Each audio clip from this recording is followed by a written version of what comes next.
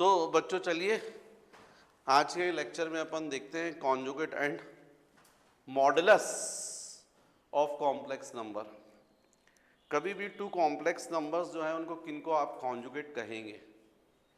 यदि उन complex number का सम यदि हम करें या प्रोडक्ट निकालें, सम भी रियल नंबर आता है, प्रोडक्ट भी रियल नंबर आता है, मतलब जो गिवन कॉम्प्लेक्स नंबर्स हैं Z1 एंड Z2 वो एक दूसरे के क्या हैं? Conjugate. If the sum of two complex numbers and product of two complex numbers are real, then the given complex numbers are called conjugate of each other.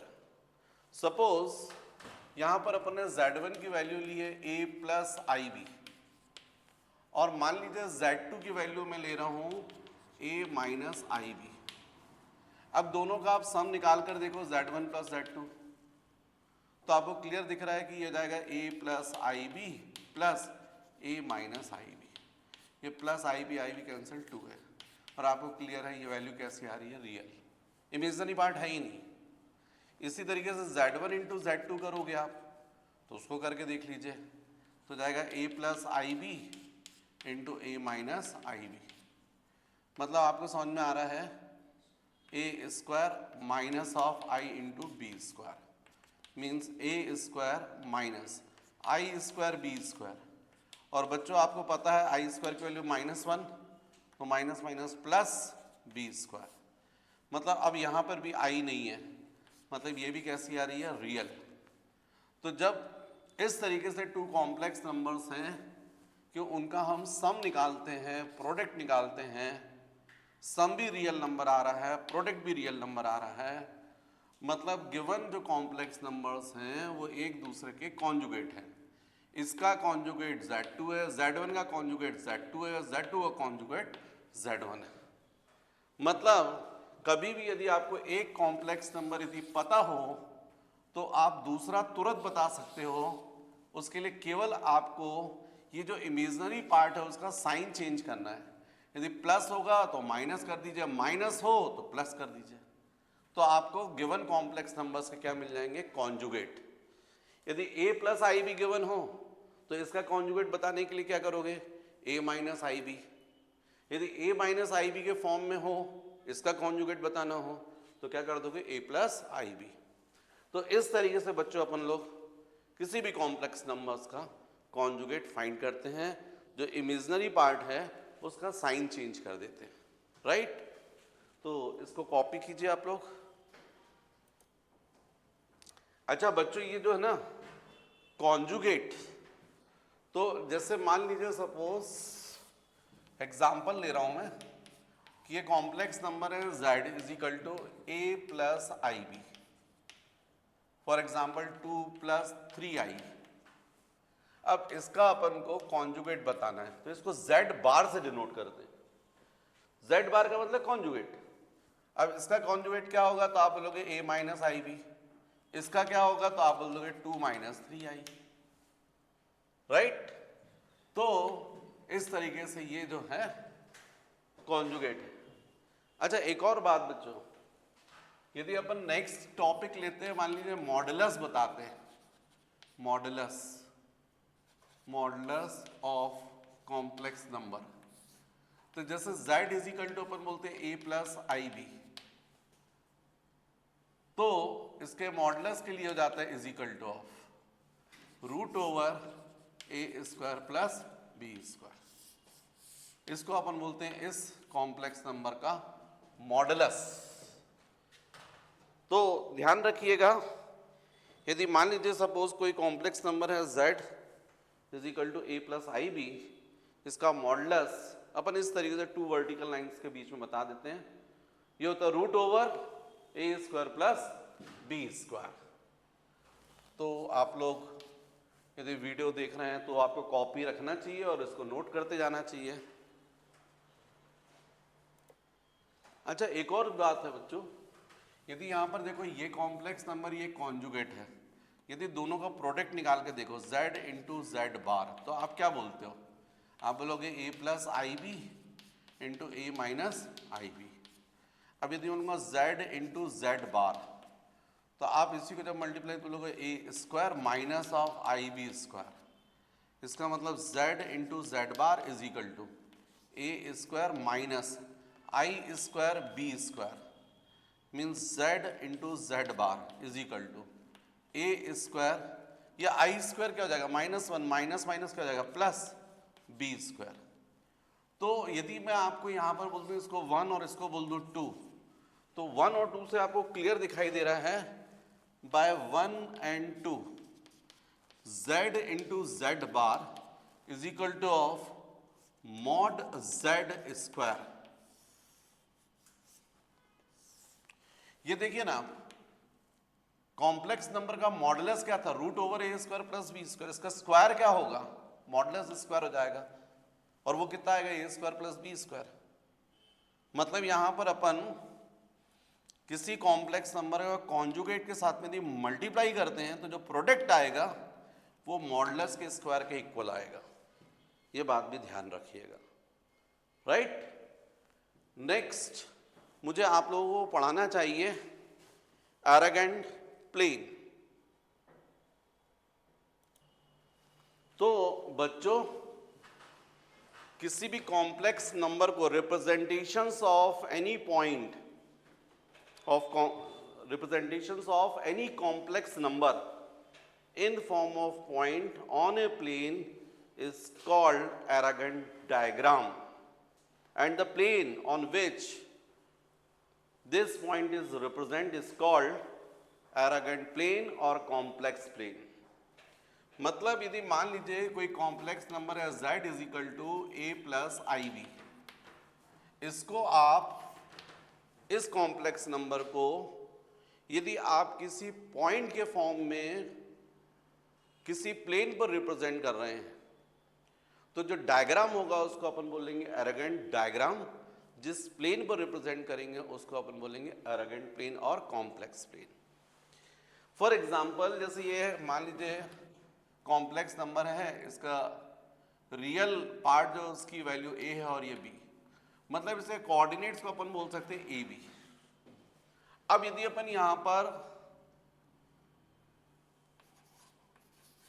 Suppose z1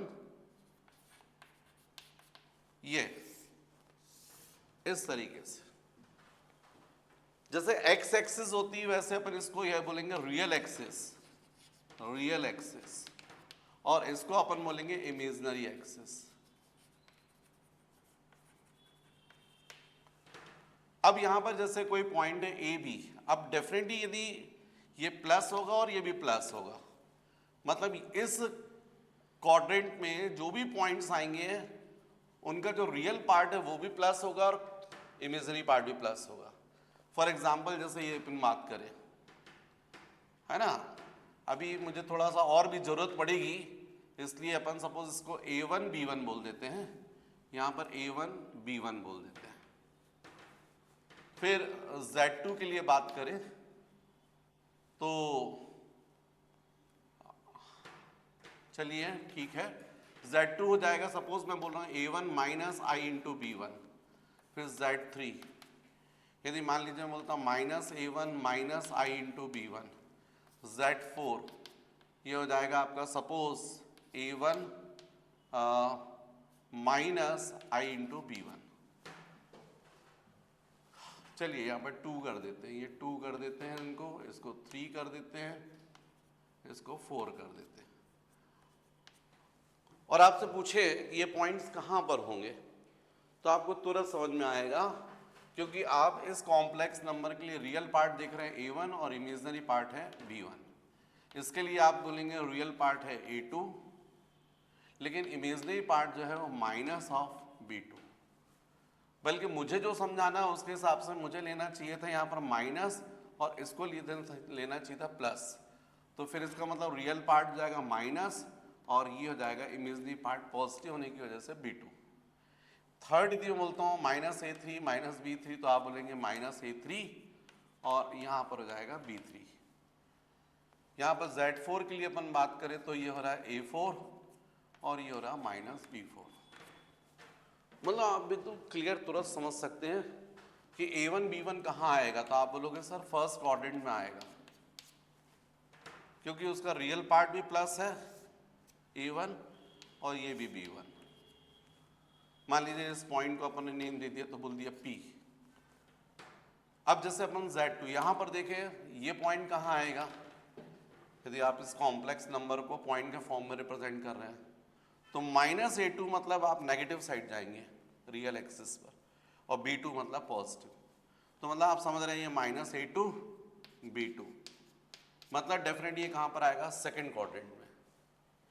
यदि मान लीजिए मैं बोल रहा हूँ थर्ड देखें -A3 B3, तो -A3 यहाँ आ रहा है नेगेटिव साइड और B3 भी नेगेटिव, तो मतलब ये थर्ड क्वाड्रेंट में जाएगा -A3 B3 -B3। फोर्थ देखिए आप A4 B4, मतलब आप समझ रहे हैं कि A4 तो प्लस है लेकिन B4 नेगेटिव, मतलब यहाँ आएगा, तो ये जाएगा A4 माइनस ऑफ B4। तो ये जो डायग्राम है जिससे अपन एक्चुअली में किसी कॉम्प्लेक्स नंबर को, इसको अपन रिप्रेजेंट कर रहे हैं OP। O जो है वो क्या हो गया आपका ओरिजिन। ओरिजिन के लिए कॉम्प्लेक्स नंबर क्या होगा, 0 + I 0 0 0, तो ये हो जाएगा। इसकी पोजीशन मिल रही है अपन कॉम्प्लेक्स नंबर से शो कर रहे हैं, इसको क्या बोलोगे, पोजीशन क्या बोलोगे आप पॉइंट P की, A + I B, क्योंकि रियल पार्ट A है, इमेजिनरी पार्ट B है, ये इसकी लोकेशन आ जाएगी फर्स्ट क्वाड्रेंट। तो ये जो डायग्राम है अरेगेंट डायग्राम होगा, इस प्लेन को अपन बोलेंगे कॉम्प्लेक्स प्लेन या फिर अरेगेंट प्लेन, राइट।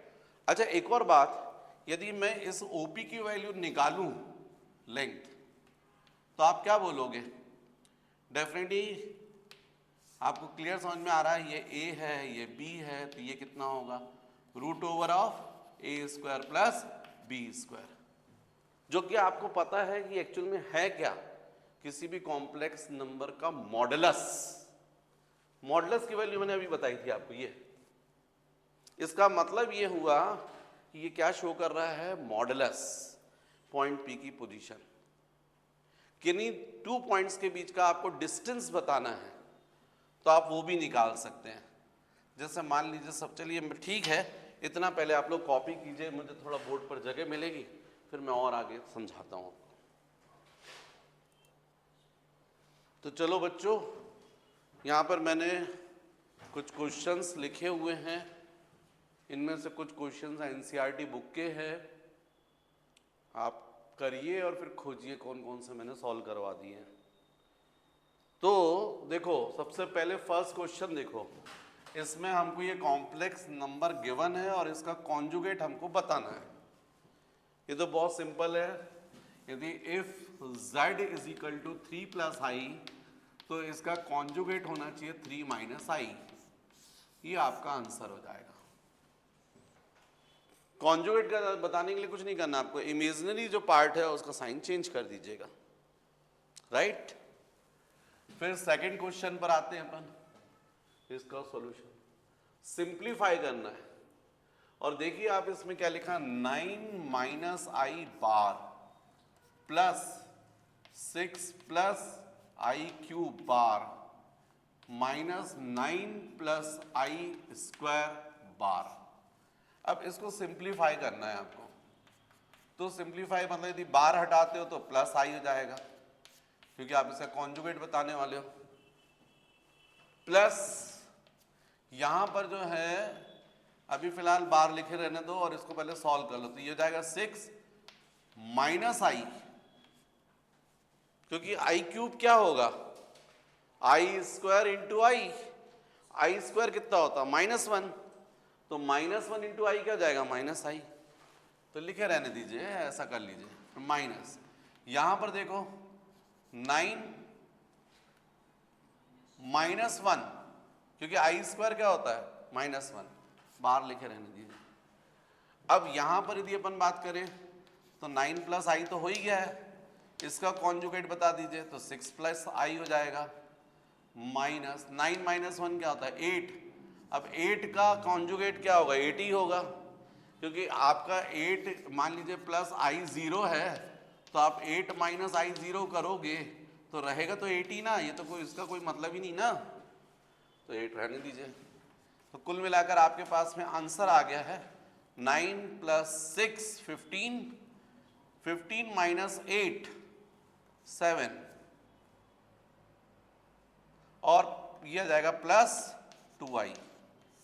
तो आपने इस क्वेश्चन को क्या कर लिया, सिंप्लीफाई कर लिया। तो कुल मिला के आपको मिल गया है कॉम्प्लेक्स नंबर 7 प्लस 2i।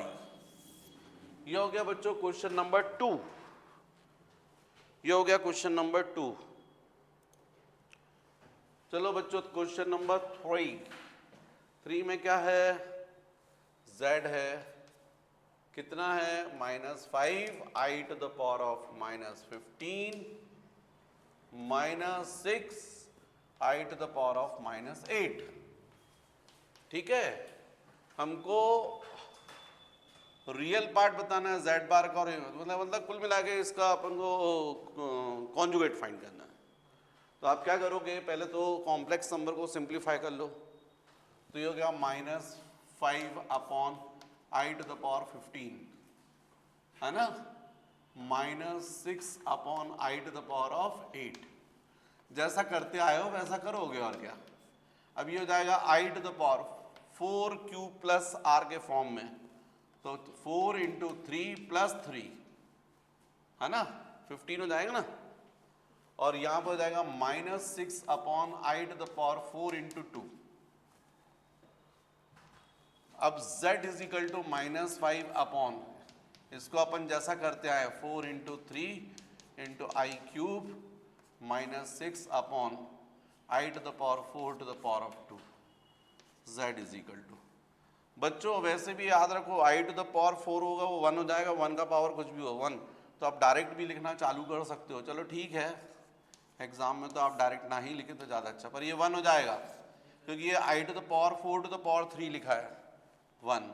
और आई क्यूब आप लोग सबको पता है -i होता है ना, -6 अपॉन 1, ये माइनस माइनस कैंसिल। लेकिन z इज इक्वल टू आपको कुल मिलाकर इसको i से मल्टीप्लाई करना पड़ेगा और i से डिवाइड, -6। तो z इज इक्वल टू, ये आपके पास 5 है, ये i स्क्वायर हो गया -1, ऊपर चला जाएगा -5i -6। कुल मिलाकर z इज इक्वल टू क्या मिला, -6 -5i। ये क्या आ गया, कॉम्प्लेक्स नंबर सिंपल फॉर्म में। इसका कॉन्जुगेट क्या होगा, z बार होगा, कितना होगा, -6 होगा प्लस 5i होगा। इसका मतलब रियल पार्ट इस कॉन्जुगेट का क्या आ गया, -6। इसका इमेजिनरी पार्ट क्या हुआ कॉन्जुगेट का, तो 5 हुआ। मतलब आपके आंसर क्या रहेंगे, -6 एंड 5। तो जो क्वेश्चन नंबर 3 है उसके आंसर होंगे -6 एंड 5। बच्चों क्वेश्चन नंबर 4 एकदम इजी है। हमको कॉम्प्लेक्स नंबर दिया है -6 -24i, और उसका कॉन्जुगेट भी दिया है, और x और y की वैल्यूज फाइंड करनी है। वैसे आप अपनी थ्योरी से जानते कि यदि ये कॉम्प्लेक्स नंबर है, यदि आप जानते हैं थ्योरी से कि ये कॉम्प्लेक्स नंबर है, तो इसका कॉन्जुगेट क्या होगा, -6 प्लस 24i। ये आपकी थ्योरी के अकॉर्डिंग होगा। यदि ये कॉम्प्लेक्स नंबर है इसका कॉन्जुगेट ये होना चाहिए, पर क्वेश्चन में तो कॉन्जुगेट क्या गिवन है, उसमें गिवन है x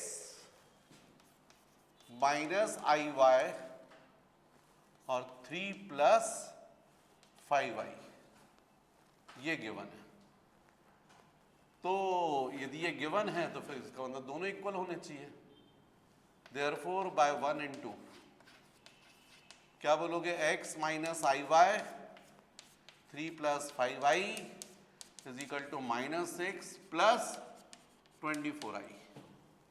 अब इन दोनों को मल्टीप्लाई कर दीजिए, x को मल्टीप्लाई कीजिए पहले 3x प्लस 5xi फिर इसको मल्टीप्लाई कर दीजिए, माइनस आई वाई इंटू 3 फिर इसको इसमें मल्टीप्लाई कर दीजिए, तो minus minus 5y i into i square is equal to -6 + 24i। इसका मतलब हो जाएगा, ये देखिए यहां पर आई स्क्वायर क्या हो रहा है, -1, माइनस माइनस क्या हो जाएगा प्लस, तो ये रियल पार्ट हो गया, इसके साथ में ऐड हो जाएगा 3x + 5y, और ये दोनों जो हैं इसमें से i कॉमन निकल जाएगा, तो plus 5x - 3y is equal to -6 + 24i। यदि ये दोनों कॉम्प्लेक्स नंबर इक्वल है तो रियल पार्ट भी इक्वल होने चाहिए इमेजिनरी।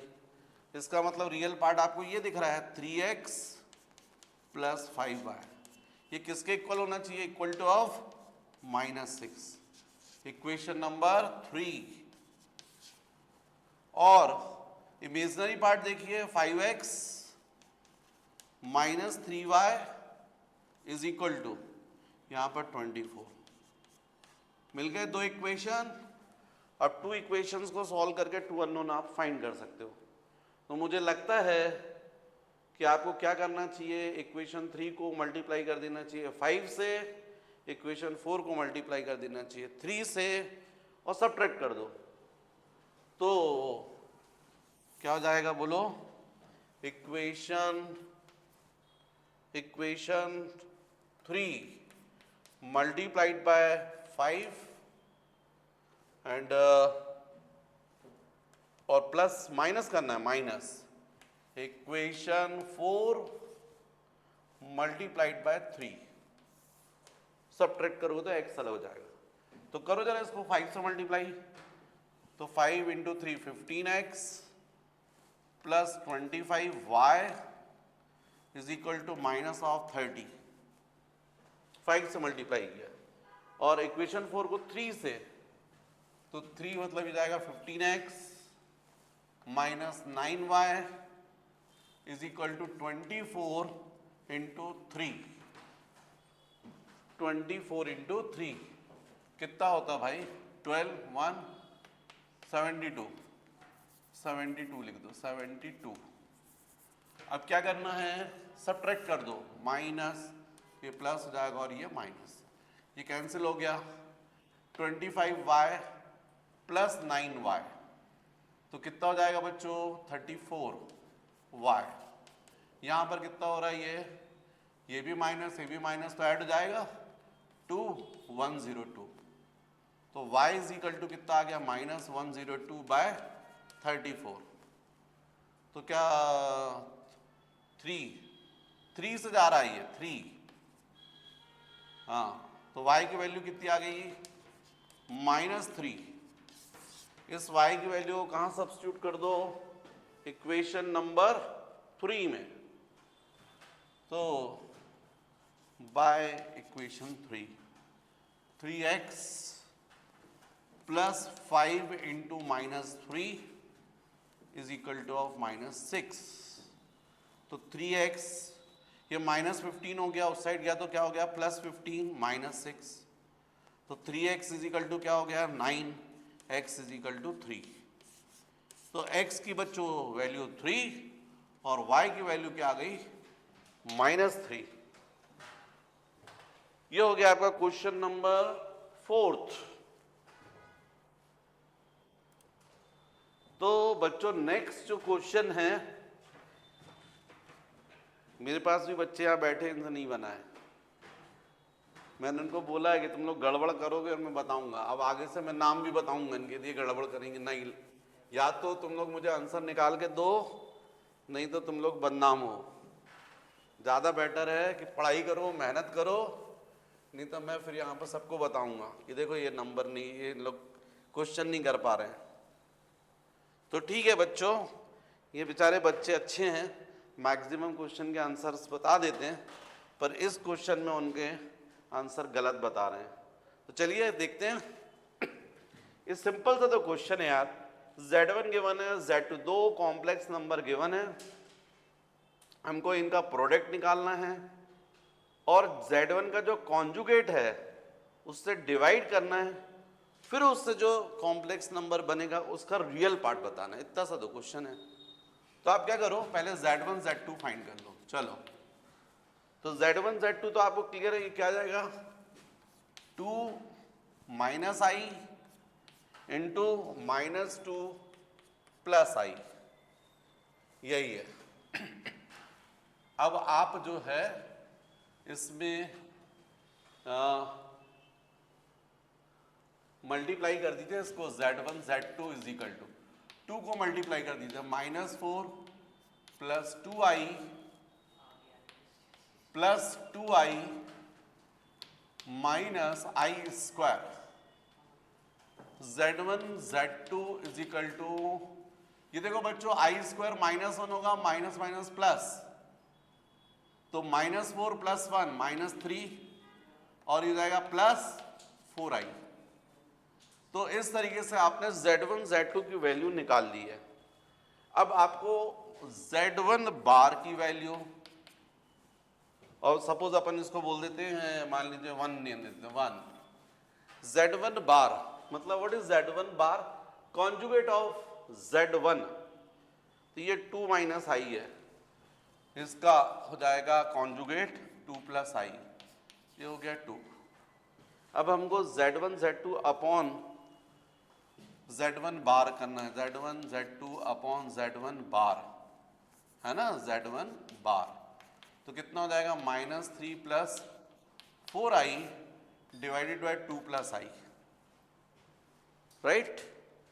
अब आपको सिंप्लीफाई करना पड़ेगा कॉम्प्लेक्स नंबर। यदि आप इसका रियल पार्ट बताना चाहते तो आपको इसको सिंपल कॉम्प्लेक्स नंबर के फॉर्म में कन्वर्ट करना पड़ेगा, a प्लस आई बी के फॉर्म में, जो कि आप लोग जानते हैं। तो z1 z2 upon z1 bar is equal to, ठीक है,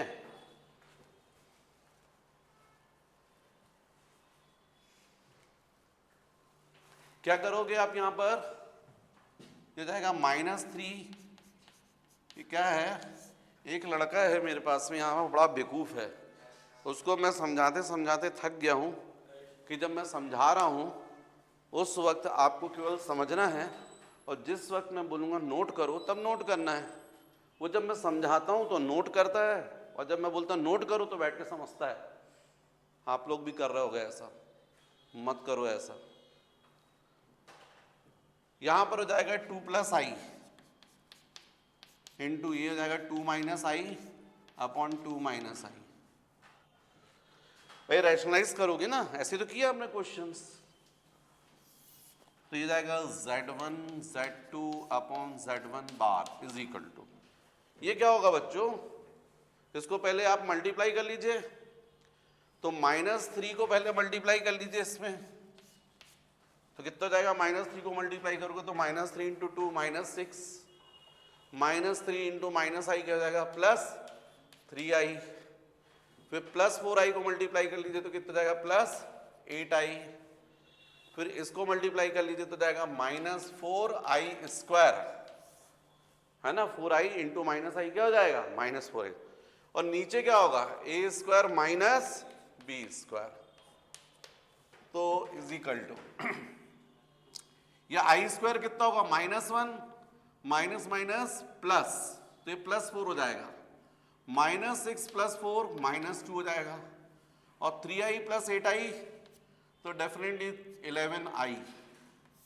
डिवाइडेड बाय, यहां पर हो जाएगा 4, ये I square means what, -1 into minus plus 4 + 1 5, तो कुल मिलाकर हमको इसकी वैल्यू मिल रही -2/5 प्लस 11/5i। मतलब हमने जब इसको सॉल्व किया z1 z2 अपॉन z1 बार को, तो कॉम्प्लेक्स नंबर के फॉर्म में ये आया। यदि इसका मैं रियल पार्ट बोलूं तो इसकी वैल्यू होगी -2/5, जो हमसे क्वेश्चन में पूछा गया है। और इसका इमेजनरी पार्ट यदि जो नहीं पूछा है, z1 z2 अपॉन z1 बार नहीं पूछा, और यदि हम बताना चाह रहे हैं तो वो हो जाएगा 11/5। पर जो नहीं पूछा वो बताने की ज़रूरत नहीं है, क्योंकि जो सिलेबस में नहीं है वो भी बच्चे पढ़े जा रहे हैं। टीचर्स लोग एडवांस के नाम पर और मेंस के नाम पर पता नहीं क्या पढ़ा रहे हैं। भैया एनसीईआरटी है, एनसीईआरटी के सिलेबस के अकॉर्डिंग पढ़ो, ज़्यादा अच्छा है। बच्चों, कुछ मैंने बोर्ड पर क्वेश्चंस लिखे हुए हैं, ये क्वेश्चंस आप लोग को सेल्फ सॉल्व करना है। इसमें फर्स्ट है find the modulus of the following complex number. ये जो कॉम्प्लेक्स नंबर है इनका मॉडुलस निकालना है। थर्ड क्वेश्चन डिफरेंट है, if modulus of complex number is equal to 1, तो फिर आपको इसकी वैल्यू फाइंड करनी है। फिर यदि कॉम्प्लेक्स नंबर z गिवन है तो इसका इन्वर्स फाइंड करना है। यदि कोई कॉम्प्लेक्स नंबर ऐसा कौन सा है जो इस इक्वेशन को सेटिस्फाई करेगा, वो फाइंड करना है। फिर नेक्स्ट जो है, यदि z1 गिवन है, z2 गिवन है, तो आपको ये बताना है z1 बाय z2 किस क्वाड्रेंट में लाई करेगा। ये क्वेश्चंस आप लोग कीजिएगा, आपके लिए होमवर्क है।